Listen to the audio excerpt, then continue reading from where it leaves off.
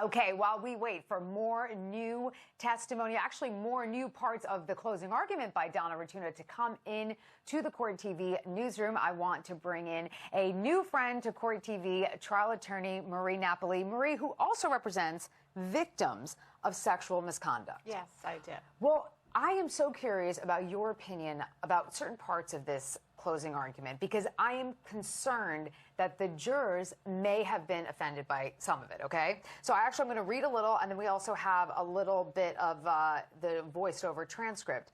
And this was early on in Donna Ratuna's closing argument. It must have been like 10 a.m., so really in the beginning of the first few pages of the transcript.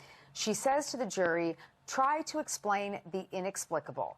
The irony is that the ADAs in this case are the producers, and they are writing the script. In their story, they have created a universe that strips adult women of common sense, autonomy, and responsibility. It's offensive, actually. In their universe, women are not responsible for the parties they attend, the men they flirt with, the choices they make to further their own careers, the hotel room invitations, the plane tickets they accept, the jobs they ask for help to obtain. And let's continue with this sound. In their universe, women are not responsible for the parties they attend, the men they flirt with, the choices they make to further their own careers, the hotel room invitations, the plane tickets they accept, the jobs they ask for help to obtain. In their universe, they are not even responsible for sitting at their computers sending emails to someone across the country.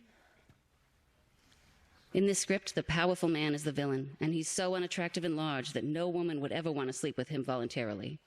Regret does not exist in this world, only regret renamed as rape. Regret renamed as rape. What do you think the jurors are thinking of that? I mean, this is exactly why women don't want to come forward when they're raped or sexually assaulted, abused, or even sexually harassed in the workplace, because it's turned on them as if that they are the ones that created the situation and done something wrong.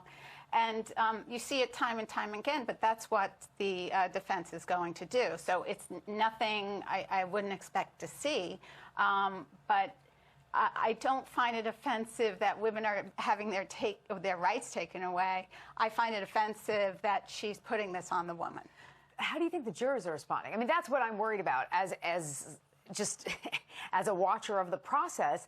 I am always concerned, are the jurors going to be so turned off that they can't take in the evidence? I think that she's done a great job as defending him, poking holes in the prosecution case.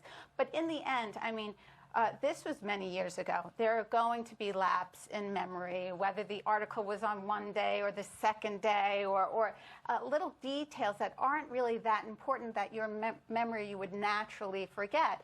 And she's using those natural lapses in memory to attack the witnesses, to say that they're lying. There's a big difference between lying and lapses in memory. But I think there's a mound of evidence here. But I think she's very effective in what she's doing. So you think there's a mound of evidence for the prosecution? I think there's a mound of evidence for the prosecution, but I do think that there are a lot of holes. So you do see there's inconsistencies with the accusers? Absolutely. Do you think that the defense needs to spend a lot of time talking about Dr. Ziv, who was the prosecution's expert who testified about the rape myth and rape trauma syndrome?